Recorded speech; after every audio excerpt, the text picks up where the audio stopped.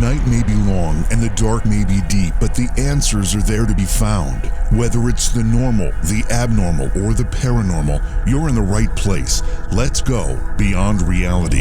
Welcome to the show, everyone. Great to have you along as we start our first live program for the week. Thank you for indulging the best of the BRR Classic last night. I'm finding that doing the political show 3 days a week, plus we did a Saturday version of the show this last weekend, is very, very time consuming. And I'm committed to making that show work. So I have to split my time a little more evenly, and I'm trying to do that. But I appreciate you supporting whatever I'm doing, whether it's this program or the other program or both. Thank you. A lot of folks from this particular show have made it over to the political show, which, by the way, is called the Independence Gang. And you'll see Britt Griffith there with me. Plus, we have two revolving guests that join us. So there's four of us on the show any given night, except for the special ones we do, which will be just Britt and I. But anyway, thank you for supporting that as well. I know a lot of you do that, and I appreciate it. It is very, very political, and it's very one-sided.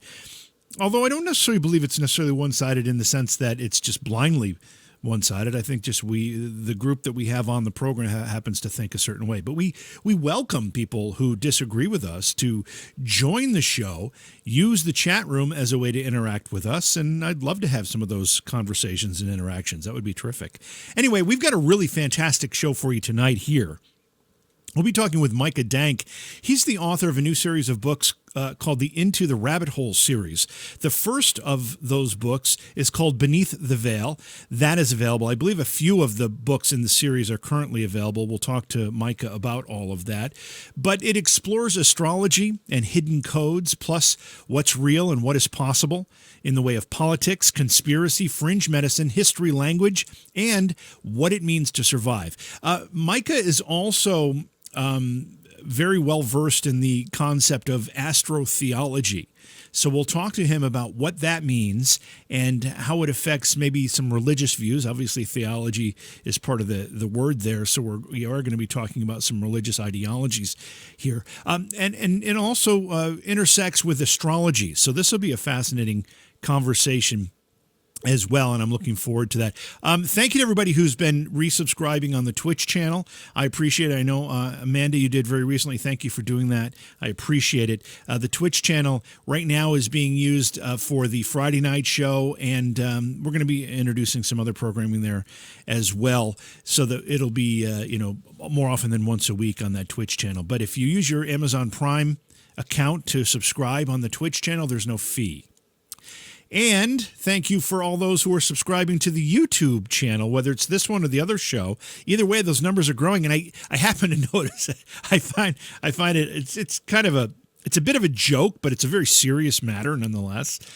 Somehow we've been taken off the naughty list. This show has been taken off the naughty list on YouTube because all of a sudden we're getting significant numbers of new subscribers again. And as I told you before, prior to the election, the presidential election, we had a few people on the show who either expressed an opinion about that presidential election, and it happened to be the wrong opinion, according to those making the decisions. And I'm probably going to be sorry I'm even mentioning this. Or we had people on the show that had some contrary views about the pandemic and the vaccinations and all these things. We do present all sides here. We do present all ideas. We don't pre-select who we're going to listen to and who we're not going to listen to. We let the listeners decide for themselves who they believe and who they want to, what theories they want to subscribe to. But either way, after that happened, we kind of got throttled back. We were getting something in the neighborhood of, 100, 150 subscribers a month. And after we did that and we did those shows, we basically fell to nothing, or maybe one or two new subscribers a month. I mean, like overnight. This wasn't a natural attrition. This wasn't a natural evolution. This was an overnight change in our subscriber acquisition. But it seems to have changed back to the other way. So I guess we served our time in the YouTube jail, and we are now back in its good graces. And again, I probably will regret having said any of this because as I watch the next few days, we may find out that we are back in that jail serving a second sentence. We will find out as the days progress here. Anyway, so again, tonight we're going to be talking with Micah Dank. We'll be talking about his new book series called the Into the Rabbit Hole series, and the first of those books, which is called Beneath the Veil. The other titles in the series are The Sacred Stones, The Secret Weapon, Pangea's Pandemic, The Hidden Archives, and The Final Type. So there's a whole bunch of stuff to talk about here with Mike, and I'm really, really excited to do it. So we'll take a quick break here. We will get our guest on the line, and once we do that, we can start talking about this stuff. It's beyond reality. We will be right back. Hey, it's JV here. You know I've asked for your support in the past, and I'm going to do it again because it's really, really important. And there are a couple of ways you can support the show, and it's so inexpensive. Now, you can go to Patreon, and you can become a Patreon supporter, and we really, really encourage that. But there's also another way. If you look at the description of the podcast, if you're a podcast listener, and you scroll down to the bottom, there's a way to support the show directly through the podcast app. And it's only 99 cents a month. It's less than $1. You probably have that change in your couch right now. That $1 a month, less than $1, goes a long way in helping us produce this program, provide great interviews for you during the course of the week. I thank you in advance because the support is so important to the program. We've got a great program for you tonight. Micah Dank will be our guest. He has written a book series. It's called the Into the Rabbit Hole series. The first of those books is called Beneath the Veil. Micah was born in Oceanside, New York, and from a very young age, he wanted to be a writer. He came from a family of writers and also media personalities as well. He studied at SUNY Albany, where my daughter happened to go to school, actually, and he also studied at CUNY Hunter College in Manhattan. And when he moved to Boston for a new job, that's when he became interested in esoteric sciences, including astrology and astrotheology, which is very prevalent throughout his book series and what we'll be talking about tonight. Micah, welcome to Beyond Reality. It's great to have you with us tonight. Hey, thanks for having me. So let's just kind of get a sense of what this book series is about before we begin our in-depth conversation so we kind of know what we're circling around here. Sure, fire away. No, give us an idea what the book series is about. Okay, no problem. So the book series is basically about, they're like Dan Brown thrillers. It's a 6-book series. They're Dan Brown thrillers, basically.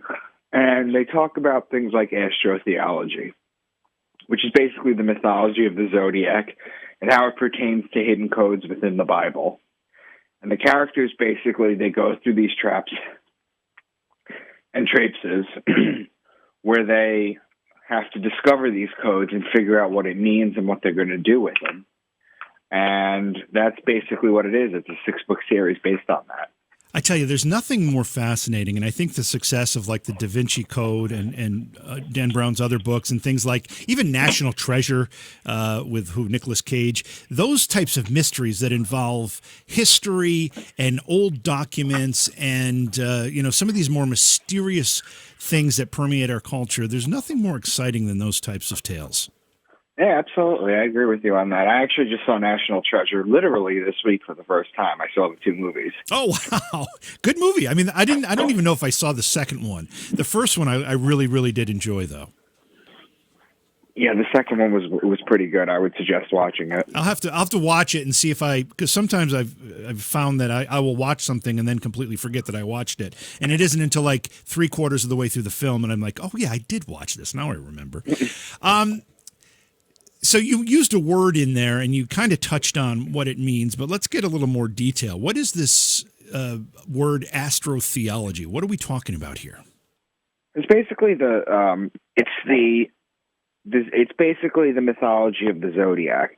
It's what each sign is and what it signifies and how you could find its codes within the Bible.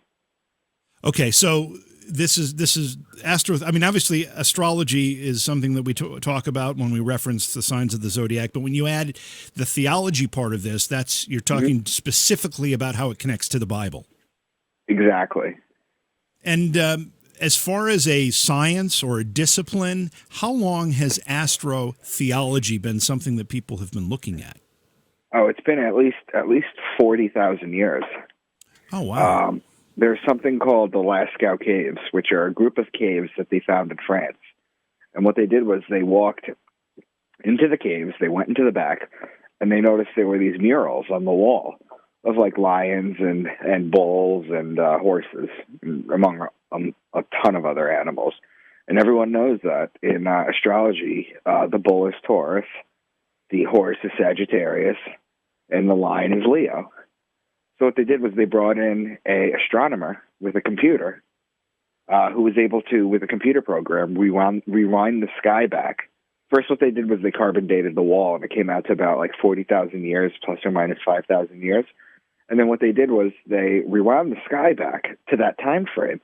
And what they found was when they printed out what the star map looked like at the time and superimposed it over this, all the constellations lined up. Okay, but if we're talking about 40,000 years ago, we're not talking about the Bible, or at least we're not talking about the New Testament. Well, you're talking about that comes much later on, but it's basically the same thing. Okay, so when we talk about astrotheology, and you said it goes back 40,000 years, are you talking about the source of the subject matter goes back that far, or people were actually making these connections between religion and these astrological signs? Then, okay, I understand now. The source. Yeah, the source. When did they discover the drawings in the cave and do the computer work to determine how significant this was?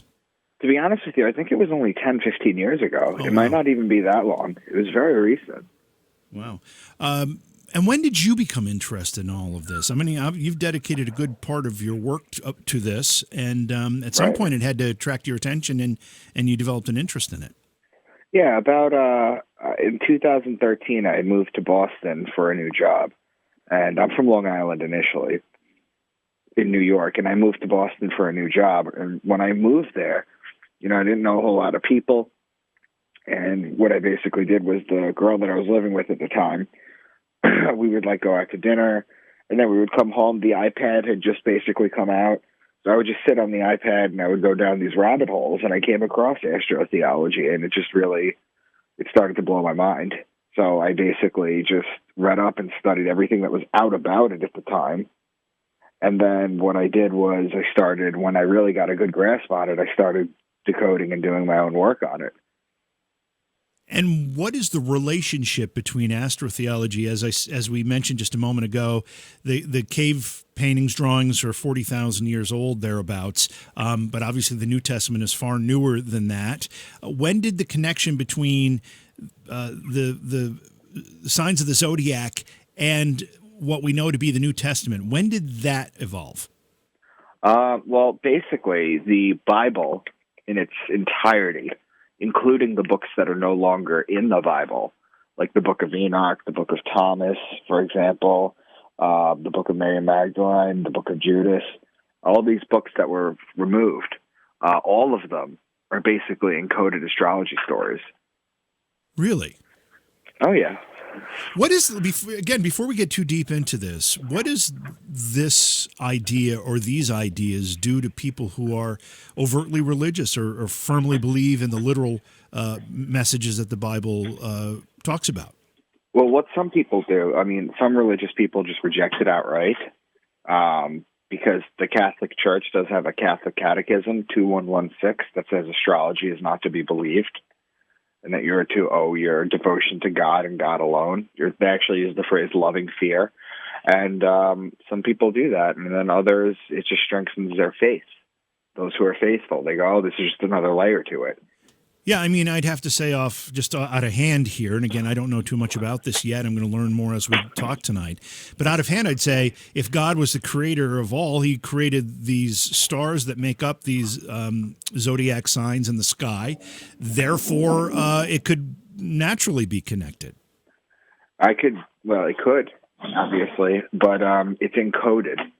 So it was written by humans, and then it was basically encoded for people to discover. See, original Christians didn't believe in the literal Bible. They were called Helionostics before 325 AD, when Constantine united everyone under literal Christianity. Before then, they were known as Helionostics, which literally means sun worshippers, because that's what it was. Basically, they're talking about sun worship. Right, and one of the connections here that this discussion makes is that when we talk about the Son of God, we're using the spelling S-O-N, but Right. the translation here or the connection here is S-U-N, right? Right, exactly. And they're interchangeable over time. You can see many of the churches nowadays, they're called the Son, S-O-N of God, but some of them are the S-U-N of God. And you can see these in church billboards everywhere. Is that something new? Because I've never noticed that. No, it's been around for quite a while. Oh, okay. All right. Walk us through what some of these meanings are. And you talk about a code. Give us an example of how this code displays itself. And then let's kind of look at these astrological signs and give us some idea how they connect to this story of the Bible that we've all learned to believe is literal.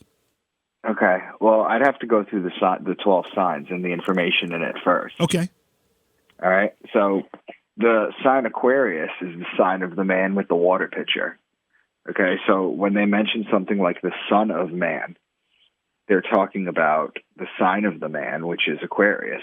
It's the man sign.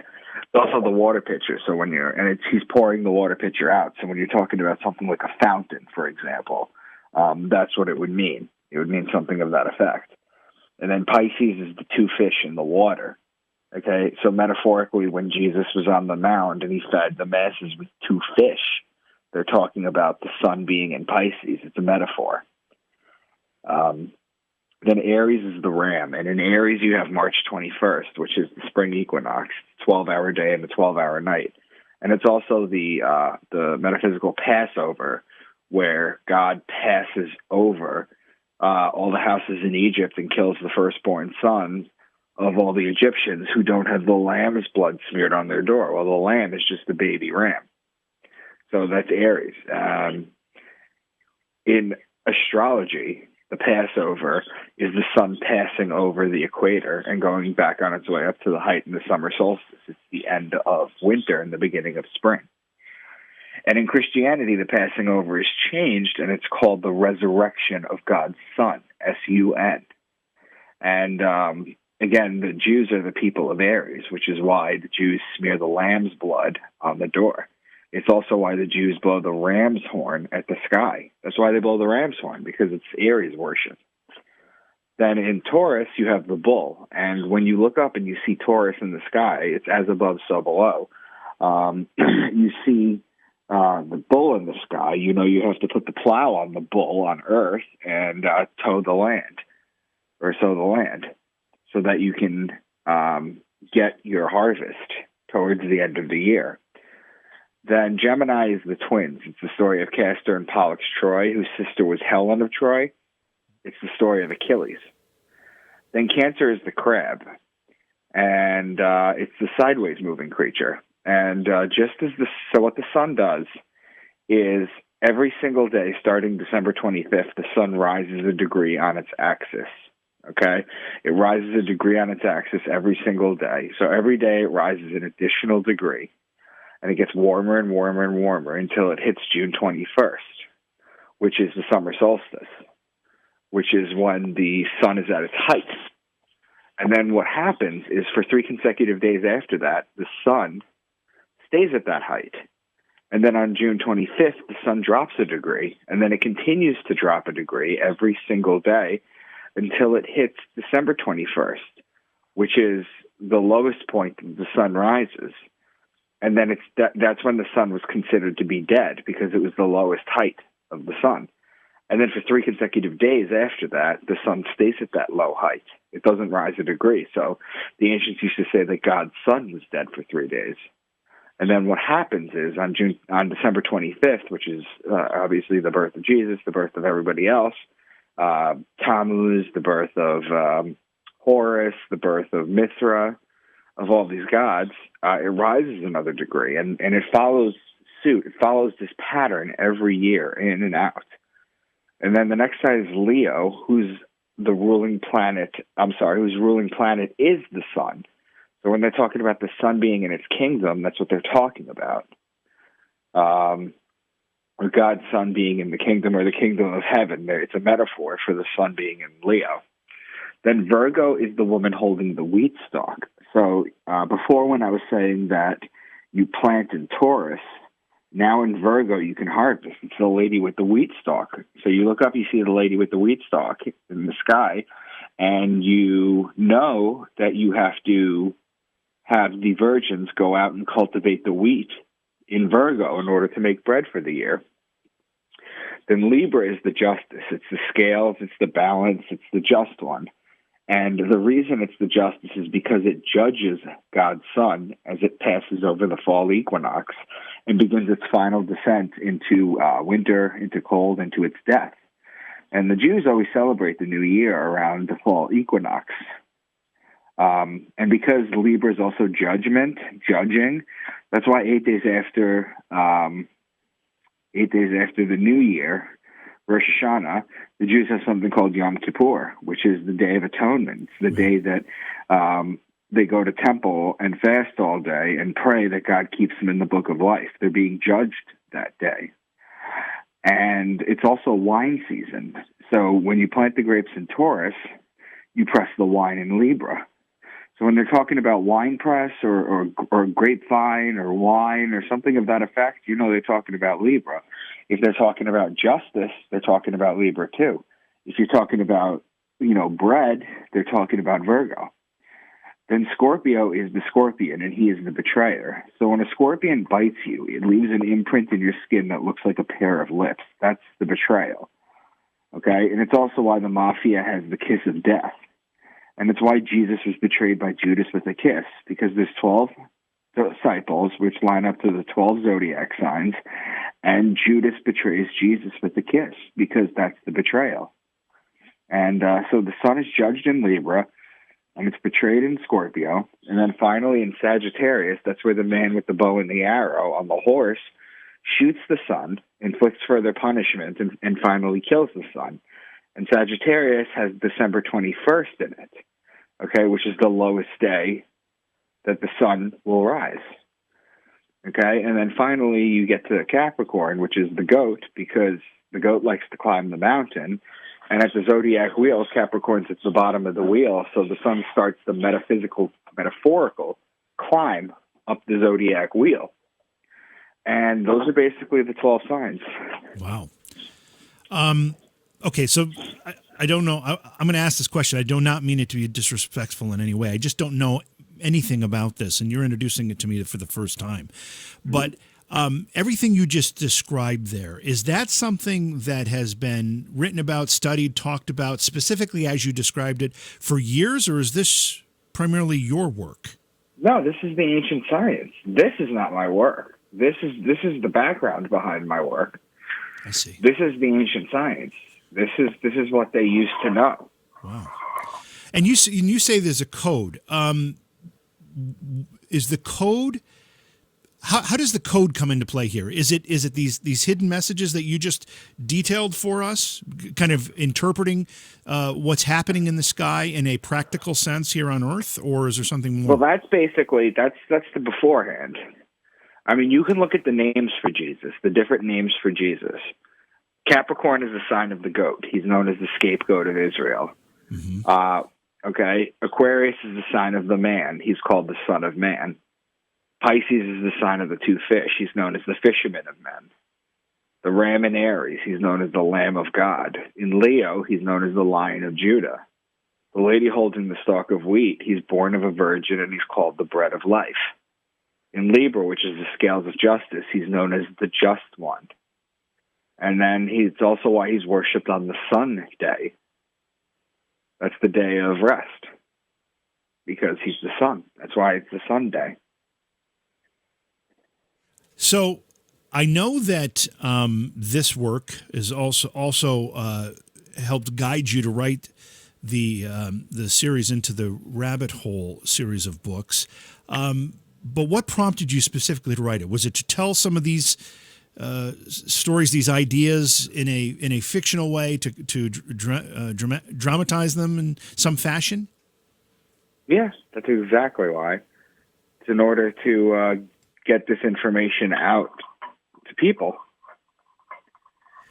I mean, as you tell this, as you relate these details, it makes a heck of a lot of sense. I'm a Catholic. I believe in the Bible. I don't believe it's entirely literal, but I certainly believe in the story it's telling. But these are some amazing connections, and certainly well beyond what we might have to say as coincidence. Yeah, I agree. I mean, that's how I felt when I first learned some of this before I started doing my own work on it. Did you have any religious preferences or ideas prior to starting to look into this? I was never religious, no. I was never religious. My parents were conservative, but I was never religious. And as you started to present these ideas, I'm sure you talked to people, and then as you start writing about them, I'm sure you're getting reaction from people either that are religious or actually people that are members of the clergy. What kind of response do you get? Don't really talk to the clergy, to be honest with you, but a lot of people are very open to these ideas. Well, I think there's too much there for it to be just coincidental, so I find it very, very fascinating. Is it okay? Is it safe to say, if someone wanted to, that in fact, what we're talking about here can actually substantiate or help further support your faith? I mean, I don't see it that way. To me, I see this as proving that it's an encoded book, and that's all that it is. Okay. But I'm not one to tell people what to take from this work. Right. Okay, so the book series is is it 5 books long? Did I see that correctly? It's 6 total. Okay, and I think 3 of them are currently out. Is that right? 4. 4 are out now. Okay, so that would be Beneath the Veil, The Sacred Stones, The Secret Weapon, and Pangea's Pandemic. That's right. Okay, all right. So, I see some notes here too that I'm just going to ask some questions from, because I don't even know what the questions necessarily mean, but I'm assuming it's an important part of this tale. Who's Pam Reynolds? Oh no, those questions have nothing to do with this. I can go into that, or I can continue to go into some of this Astrotheology. All right, yeah, well, let's talk a little bit more about the Astrotheology, and then let's go into this other stuff too, because that looks interesting as well. So, you said the cave paintings were 40,000 years old. It's the first example of this, I think, is the point. That we know of so far. To be honest, it probably goes back further than that. So these stories, this whole passion play, if you will, this drama that plays out in the sky above us every year, is as old as mankind itself. Yeah, absolutely. And then you have to understand, they didn't have calendars, they didn't have watches, smartphones, clocks, or anything. The only way they knew what to do was to look at the sky. They didn't have clocks. These people back then, all they could do is look up at a non-polluted sky and see the stars and track it. They had to know when winter was coming so that they could hide, so that they didn't freeze to death. Right. They had to know when to harvest, when to plant. It's a million things that it tells you that I just went over. They had to know that, and they learned it through looking at the stars. You made a really, really excellent point just then. When you say they didn't have calendars, I think we are so used to be able to look at the wall and say, oh, it's October, we know it's going to get cold soon. It seems like that's always been the way it has been, but that's not true. They didn't have calendars. They had to judge based on what was happening in the environment around them. Maybe they counted the days. I don't even know if they knew how many days there were in this cycle, but certainly they needed some mechanism by which to determine what was happening, and that's the sky. Absolutely. That's the point, yeah. So, as the story is as old as mankind itself, what you're saying here, and part of what you're saying, is that at some point along the way, the people who now call themselves, or who we now call the early Christians, adopted the story for their own purposes. Well, you got to understand, it's not just the Christians that did this. This has been adopted by,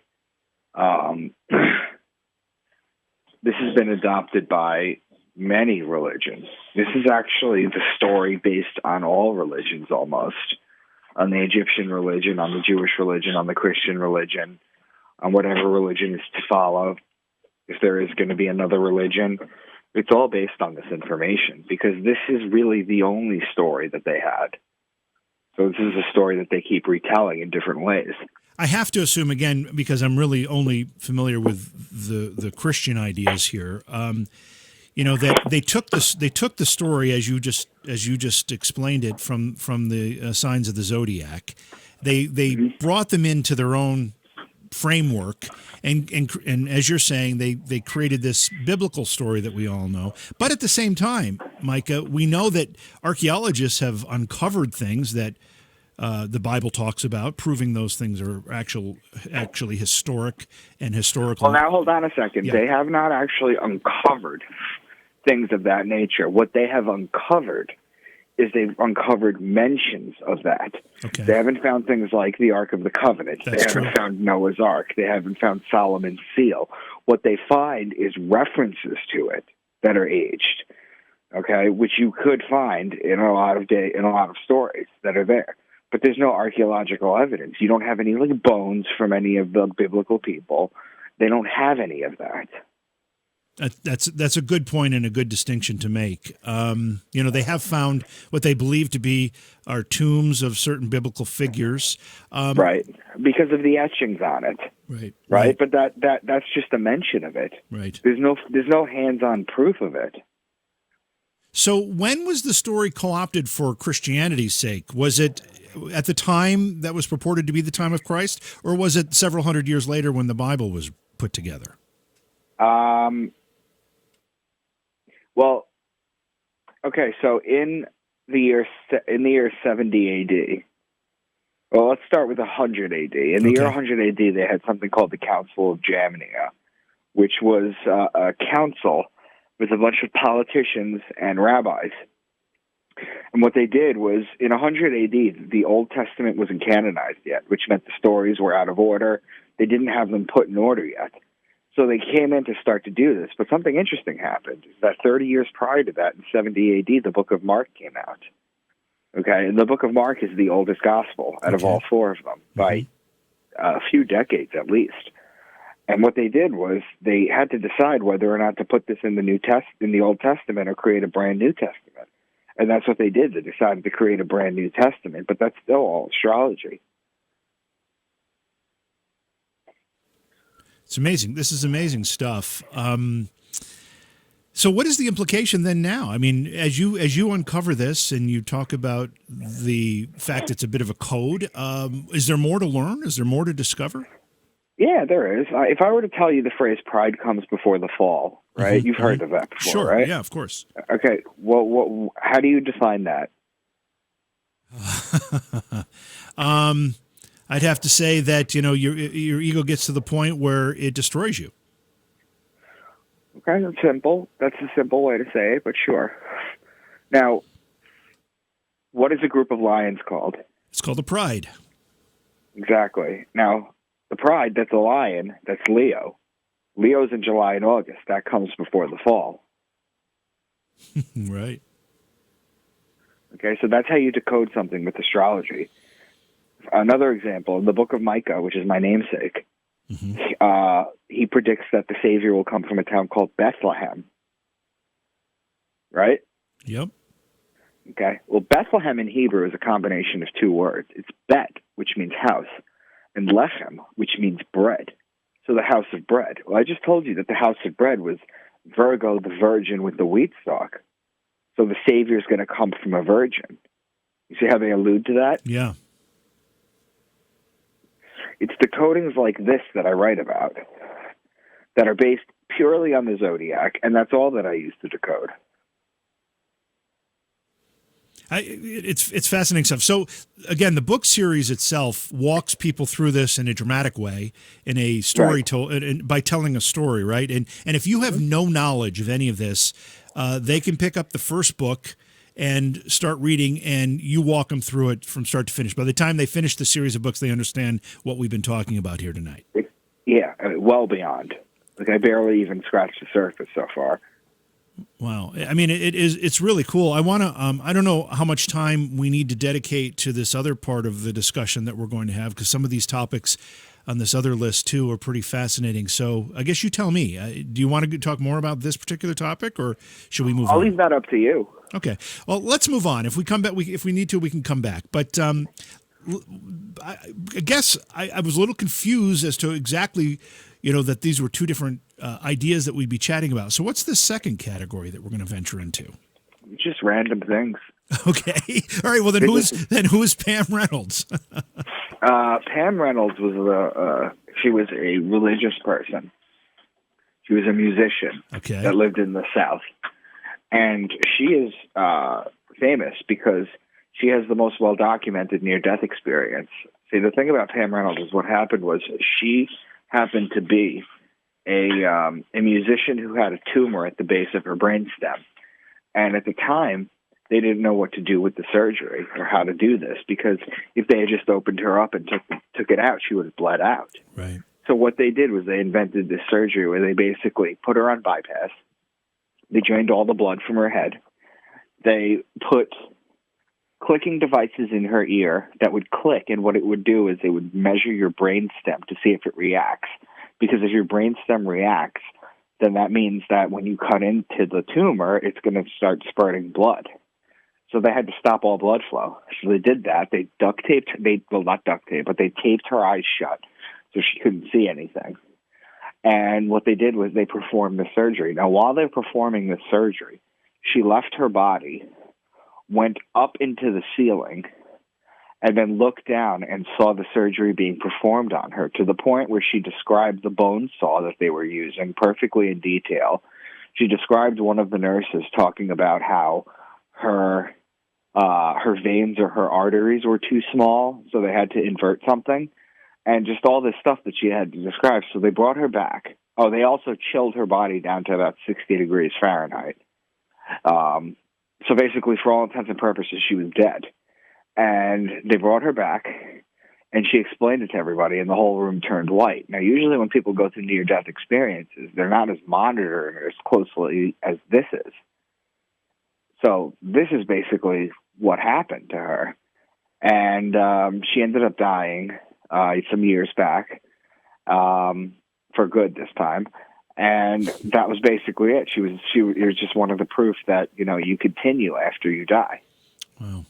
I'd never heard this story of Pam Reynolds. It's really a fascinating story, just based on what you just said. Yeah, it's incredible. Now, when they taped her eyes shut so she couldn't see, does that mean that she was not under anesthesia during that surgery? No, she was dead. They basically took the life out of her. All the markings that we take for life. Okay, she had none of them. Wow. And they taped her eyes shut, and then they put clicking devices in her ears so she couldn't hear, and yet she saw and heard everything. Fascinating story. Now, when you hear something like that, and you see that kind of proof or hear that kind of proof that there is something beyond the physical life, right. What does it then do for you when you start talking about these religious ideas? It doesn't do much. See, the idea is, I always find it fascinating, too, that people take God as this being that judges you and does that. If God is infinite, mm-hmm. which is what everything's supposed to be, then there's no possibility that anything can exist outside of it, including yourself. So you are a portion of God. You have the divine in you. In the Bible, it does say the kingdom of heaven is inside you. God is inside you. So, they allude to it, but people take the story literally, and they think that there's someone watching them. Where, it might be, but you're not disconnected from it at any point. There are more and more people who are starting to interpret God and religion the way you've just described it, that we are all a spark in this larger energy that would be considered, the universe or whatever, and God is all of it together. And that makes complete sense. Yeah. Have you had an NDE? I have not had a near-death experience, no. But have you studied them? Obviously, the Pam Reynolds story is something that you took an interest in. Have you studied them beyond that? I have. There's a great book out there by a retired lawyer from Australia called A Lawyer Presents the Case for the Afterlife. Okay. It was written by a guy named Victor Zammit, and it's hands down the best book out there. He doesn't talk religiously. He's a lawyer, so he presents a case for the afterlife, and he puts all this information in it. And he talks about NDEs and the story of Pam Reynolds and like a bunch of other things as well, too. And it's incredibly convincing. So, is there a connection between NDEs and DMT? There can be. DMT, for people who don't know what that is dimethyltryptamine. And it's a chemical that is secreted by your pineal gland twice in your life. The first time is while you're in heavy REM sleep. Mm-hmm. So while you're dreaming, this is being pumped into your body, which people have connected to why you dream. And then the second one is as your body's shutting down, as you're dying, your body is flooded with this. That's where you get the near-death experiences from. If you're brought back from it, you come back from it, you have memory of it sometimes. The Egyptians knew about this. The Eye of Horus that they have, the drawing of the Eye of Horus represents this. It represents the pineal gland. So the eye is so the pineal gland is named the pineal gland because it looks like a pine cone. And if you look around the world at the world religions, I mean, the Vatican has something called the Church of the Pine Cone. The scepter of the Pope has a pine cone on it, and they know this because that's what this is from. And they have the pineal gland, which is represented by a pine cone, in the Eye of Horus. The Eye of Horus, you have the pine cone, and then the brow ridge above it, the eyebrow ridge, is the corpus callosum in your brain. So the ancients knew that this was a very sacred gland. It's also known as your third eye. Mm-hmm.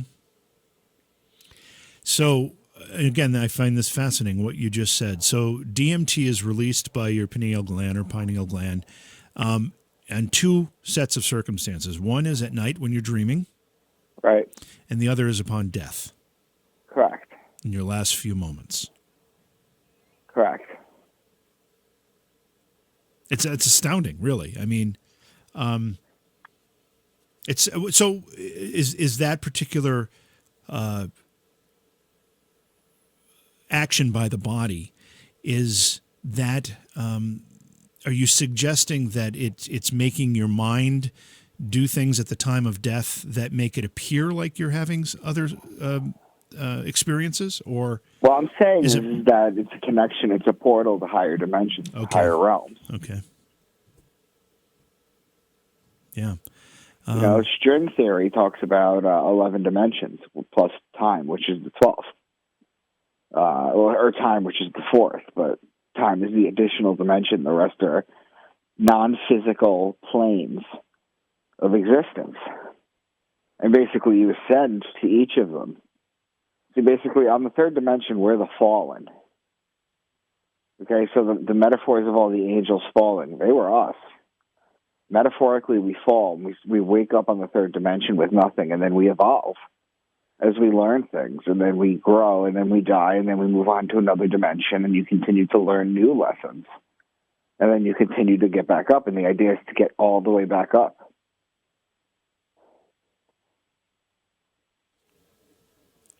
This work is very interesting to me, and the way you're describing it and how you're outlining and making these connections is making me think of things a lot differently than I've thought of them before. And I guess that's the point, isn't it? Yeah, I mean that's the idea. Yeah. Look, I'm not telling people. If this for some reason this stuff strengthens your faith. I can't tell you what it does or doesn't. It doesn't do that for me. It does other things for me. Right. But I'm willing to, I'll take anything.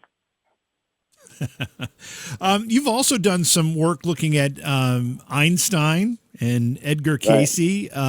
Let's talk about them a little bit. What what's their is there a connection between the two of them, or did they work in the same way? What's your interest in them?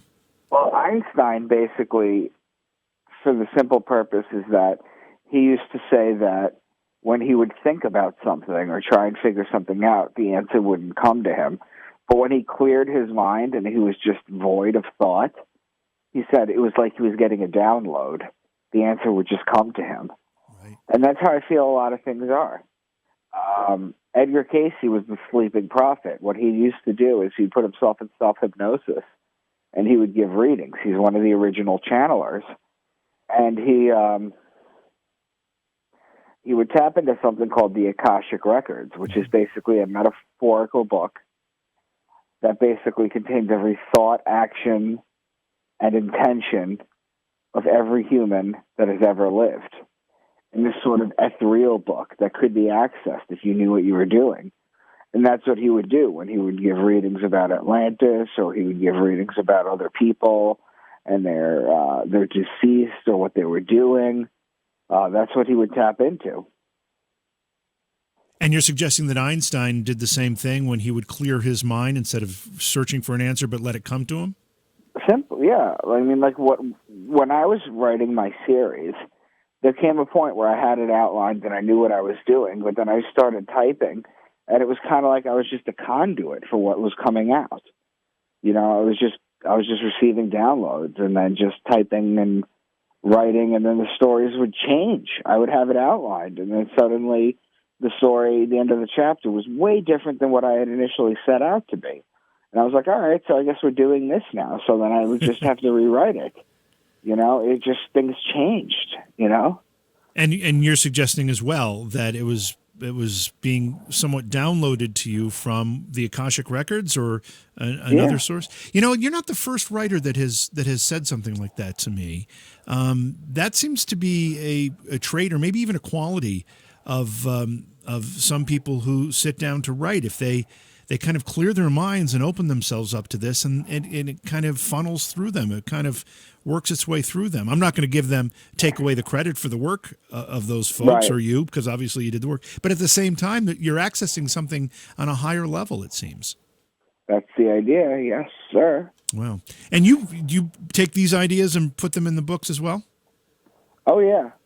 Everything that we've talked about tonight is in the books. All right, so how does the Akashic Records and what we just talked about with Edgar Cayce and Einstein connect to the astrotheology that we were opening the conversation with tonight?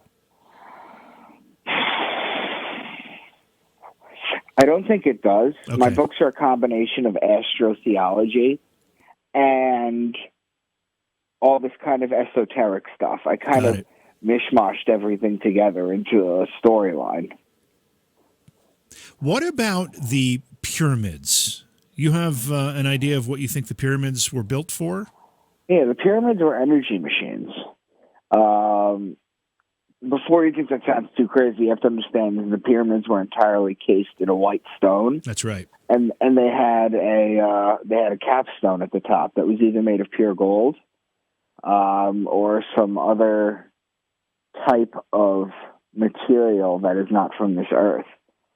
And they were energy devices. And the capstones have since been removed.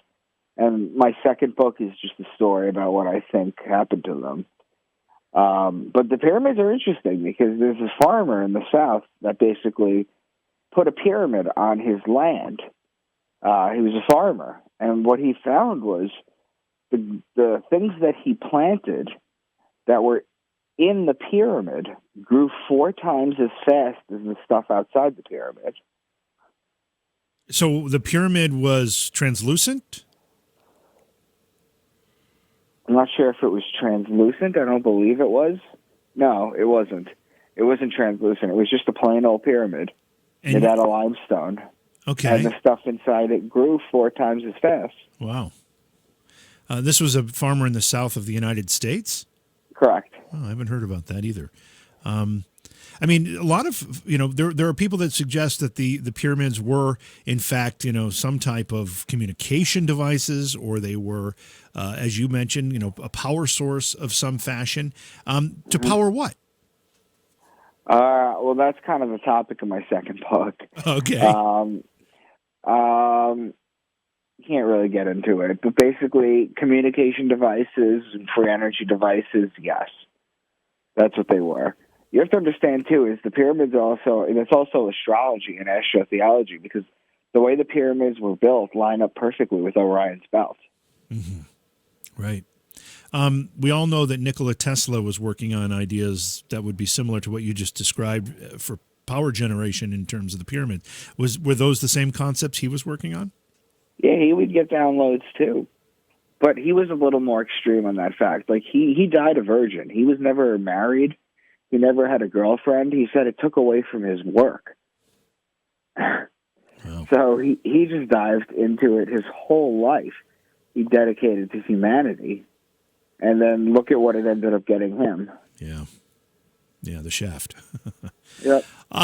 Okay, so we're going to click through some of these other things because we're going to run out of time here. But what's acoustic levitation? Acoustic levitation is basically it's how the pyramids were built. See, what happens is it works with sound waves. So you can go to YouTube and you can look up acoustic levitation rocks, and they have these flat rocks and they're on a surface, and what they do is they pump these sound waves under it. And then what happens is they just lift into the sky like Tinker Toys. And that's how they did the pyramids. They used to master this, and then it would just float in the sky, and then they'd be able to move it. That's how they used to build it. Wow. Does the name, I think it's Ed Leedskalnin, mean anything when it comes to that?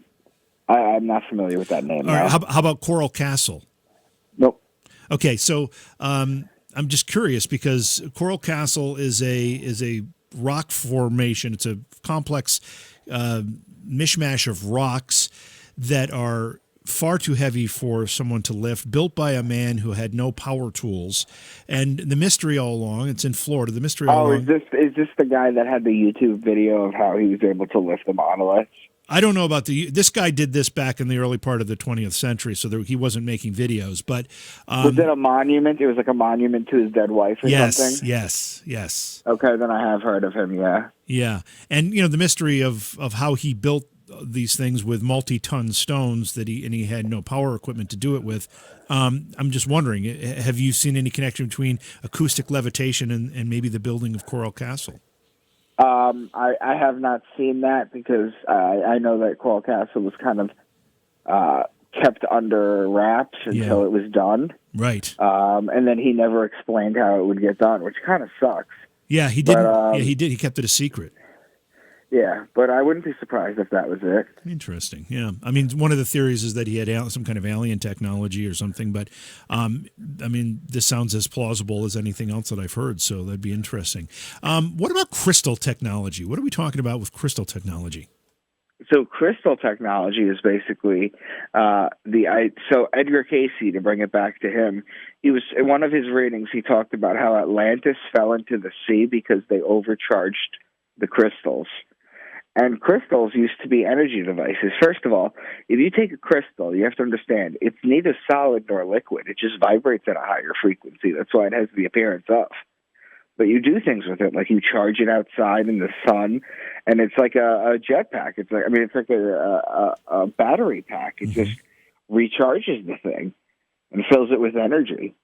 And they're very powerful, these crystals. And then what they recently did, maybe 10 years ago, maybe a little less than that, is maybe 10 years ago or so by now, they were able to embed a movie in the crystal and extract it and play it somewhere else.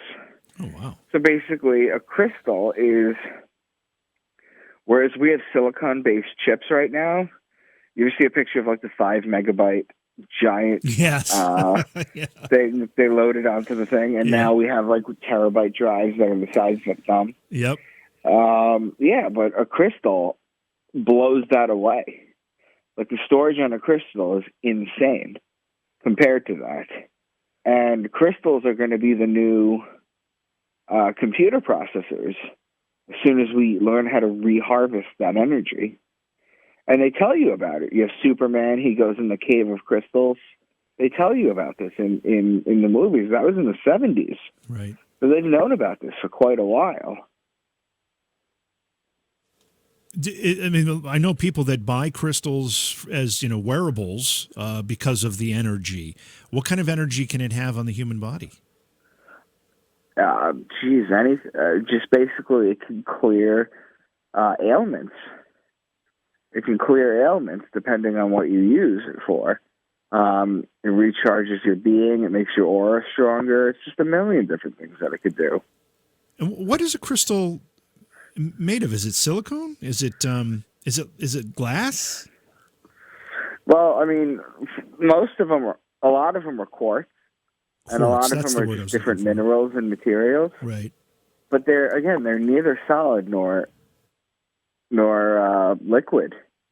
They just vibrate high, extremely high frequency, so they have the appearance and the feel of being solid.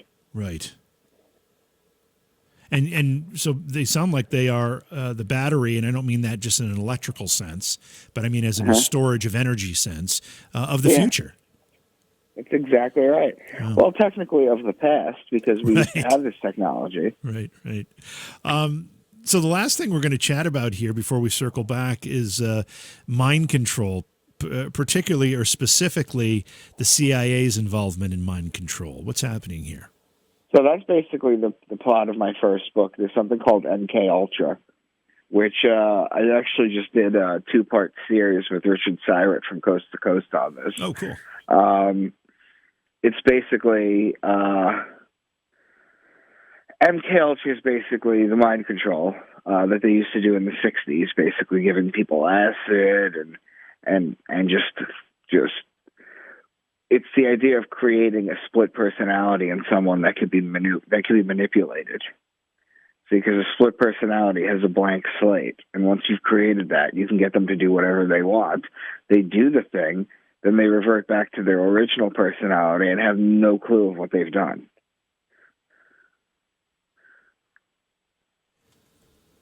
Are we sure they're not doing that still? No, they are. They are doing it still. Yes. Absolutely. That's a scary proposition. Mm-hmm. They still do it in, the military, for example, to make super soldiers. Yeah, they still do that stuff. And you said this is the subject of your first book. When you say the first one, you mean the first in this series? Yes. Okay. Yeah. All right, so let's go back to the book series again. You said the first 4 are out. There's 5, correct. And there are 6 total? There's 6 total. Did you start thinking there were going to be 5 and then had to expand it to 6? I started out with 1, and then it became a trilogy. Uh-huh. And then it became a 6-book series. I see, because I thought I saw somewhere that it was a 5-book series, so that's why I was asking that. So, are they when they're as a series? Does one lead into the other, or are they standalone as well?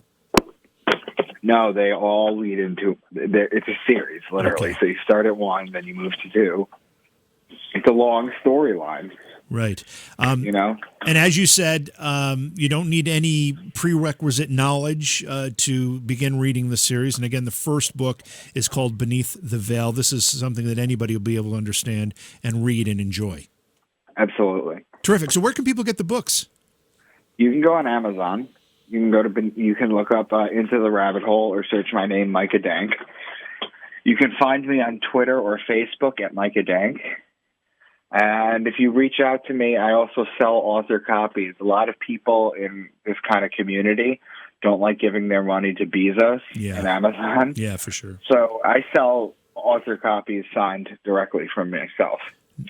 Nice. And when do you expect books 5 and 6 to be released? Book 5 will be June 15th. Okay. And book 6 will be September 15th. Terrific. All right. Micah, thank you for, first of all, enlightening me on much of this that we talked about tonight, because it was my first exposure to much of it, and I find it very, very interesting. And thank you for your work. I mean, this is a bit of a yeoman's job here, plowing through this stuff and decoding and translating and then putting it into a book form so more people can enjoy it. But thanks so much for everything. I appreciate it. Thank you. Beyond Reality Paranormal is hosted by JV Johnson and produced by Orion Palmer and Slick Eddie Edwards. Like us on Facebook and subscribe to our YouTube channel. Please consider supporting the program either through your podcast platform, click on the link in the description, or on Patreon at Joha Productions. If you'd like to be a guest on Beyond Reality Paranormal, or you have a recommendation for a guest, contact our producer, Slick Eddie Edwards. Eddie is spelled with a Y at slickeddieedwards@gmail.com.